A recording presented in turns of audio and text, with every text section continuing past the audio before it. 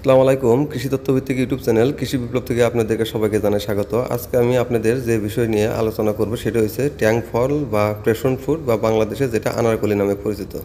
আসলে এই ফলটি আমি কখনো দেখি নাই বা সরাসরি নিজ চোখে দেখা হয়নি বা ফলটার টেস্ট নেওয়ার মতো সুযোগ এখনও আমার হয়নি।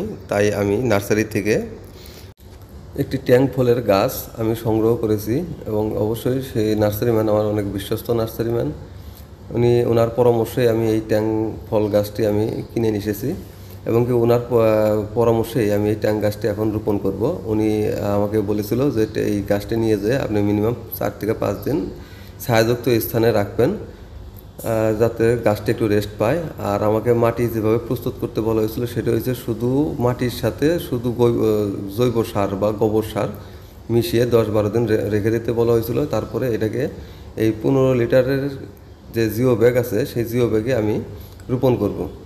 এখানে দেখুন আমি এই মাটি আগেই ভরাট করে রেখেছিলাম এই গাছ রোপণ করা মোটামুটি 4-5 দিন আগেই।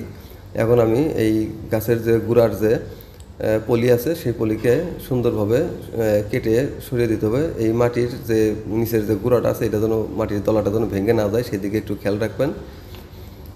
আর গাছ রোপণের ক্ষেত্রে একটি বিশেষ গুরুত্বপূর্ণ বিষয় হলো গাছের এই গুঁড়ার উপরে যেন কোনো মতেই মাটি না ওঠে সেদিকে খেয়াল রাখতে হবে, কারণ গুঁড়ার উপরে মাটি উঠে গেলে আস্তে আস্তে সেটা ছত্রাক জন্মে পরে গাছটি মারা যায়, এদিকে খেয়াল রাখতে হবে।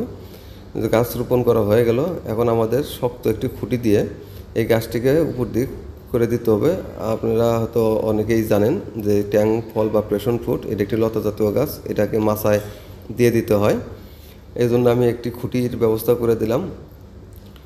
এই খুঁটি দিয়েই আস্তে করে উপরে মাছা চলে যাবে। আমি এই গাছটি অবশ্য মাছা নর্মালি আমরা যেভাবে দিই সেভাবে দেবো না, আমি এটা এক্সপেরিমেন্ট চালানোর জন্য অন্য একটা সিস্টেমে এটার মাছা দেবো। ইনশাল্লাহ পরবর্তী ভিডিওতে আমি দেখানোর চেষ্টা করব কীভাবে মাছা দিয়েছি ও অল্প জায়গায় কিভাবে মাছা দিতে হয় সেই পরিকল্পনাটাই আমি করতেছি যাতে আমার ছাদের অতিরিক্ত জায়গা নষ্ট না হয়।